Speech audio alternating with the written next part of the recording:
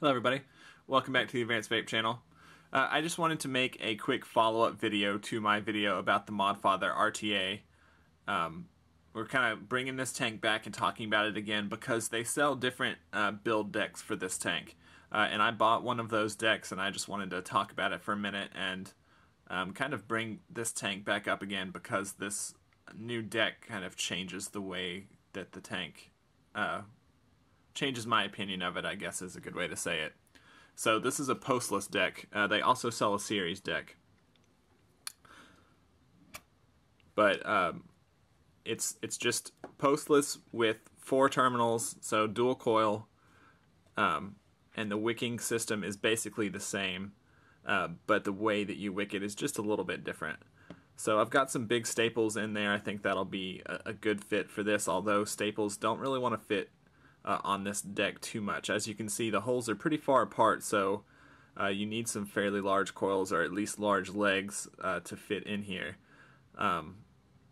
But the post holes aren't huge, although I didn't have any trouble fitting these big staples in there. So there's quite a bit of room, except if you go with big coils, they're going to get very close to each other. So these two are just ever so slightly not touching. And I can move them out over the wick space a little bit if I wanted to, but this is the way that I've been building on it, and it seems to work well for me. So I'm going to keep it like this as long as they're not actually touching. So let's speed through the dry fire real fast, and then we'll talk about wicking it, and then we'll put it all together.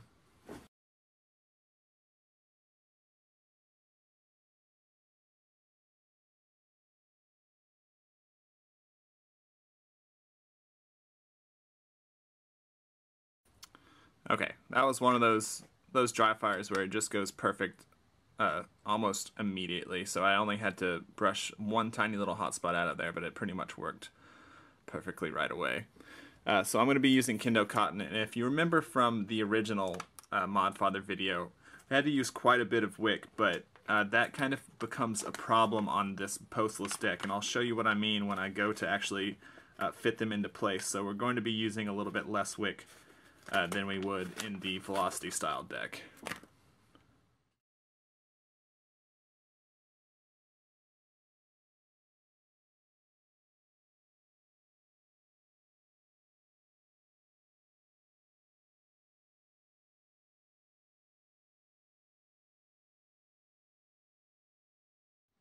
Okay, so I'm going to start out just roughly cutting it a little bit above where that O-ring is, and we may need to adjust it just a little bit.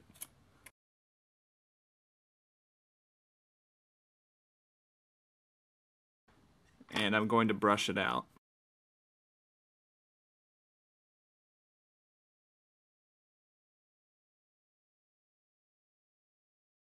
Okay, and now you just sort of lay them on there in the way that you do the other one, but it's sort of off to the side and in front.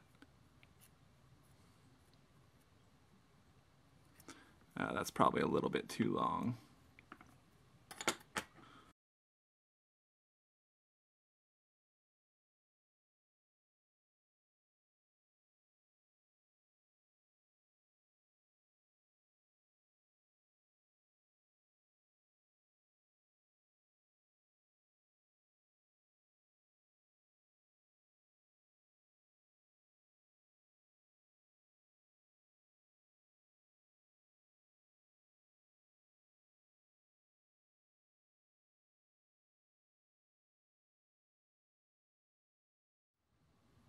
So you kind of get this little cradle shape to it because the wicks are coming outwards and then down instead of just straight down. So you kind of have to change the way that you wick it just a little bit, but I don't try and get the final shape on there until I've completely saturated the cotton.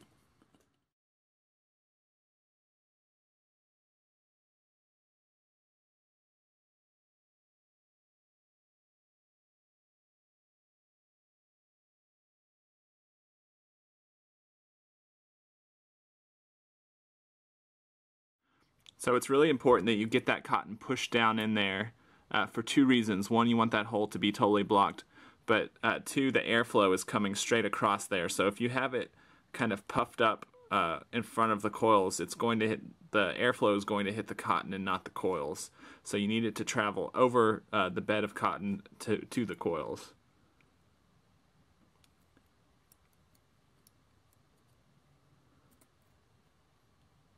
And you could probably mitigate that if you built the coils farther out. But I like the way that this setup works, and the wicking doesn't really bother me. I get a slight oversaturation when I refill it on here, but it doesn't leak. It's just slightly oversaturated, and I'm okay with that.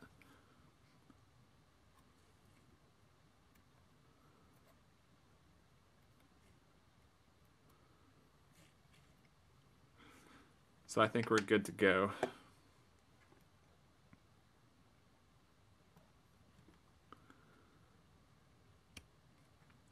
You can take a look through there and make sure that you're still seeing the coils. I know it's hard to see on camera, but you can just barely see them in there.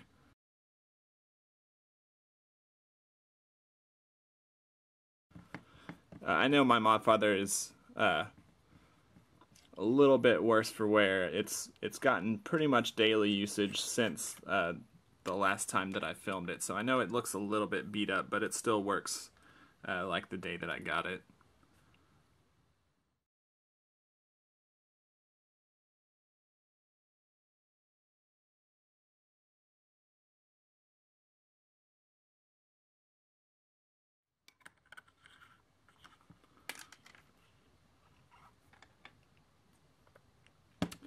Okay, and we're ready to try it. I'm going to be using it at about 110 watts.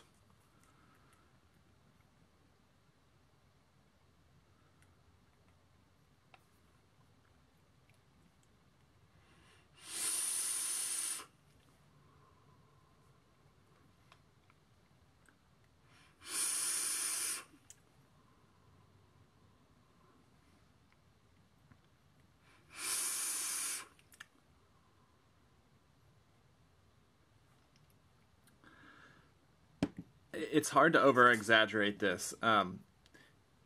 If you own a Modfather, if you're lucky enough to have gotten a hold of one, you absolutely should go buy the Postless deck. They're not nearly as hard to find as the actual tank is. They're like $15 on the Modfather website, and it's just 100% worth it.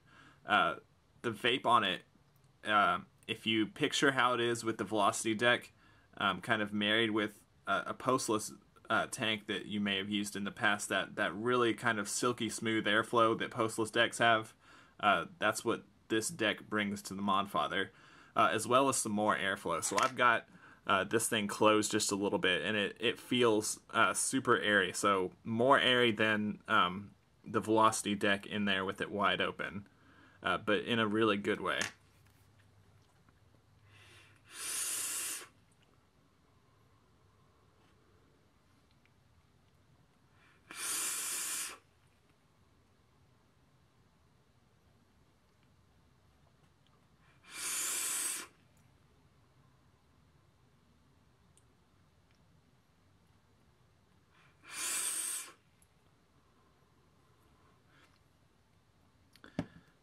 So the Modfather has always been towards the top of my list on just straight up flavor tanks, but lately it's been, you know, the competition has really been stepped up with the Aromizer Plus and some other stuff that I've talked about.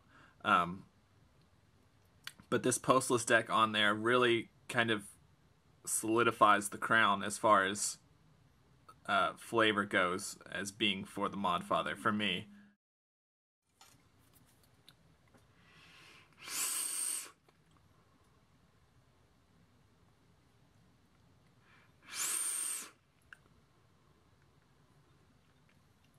Yeah, the flavor in the clouds on this, with a good build in there, I really strongly prefer it to the Velocity style deck. It is harder to build on there than the Velocity style deck is, and it requires a little bit a different wicking style. But overall, it's right up at the peak for me as far as flavor. The best flavor that I can get from a tank, or that I've gotten so far, I should say.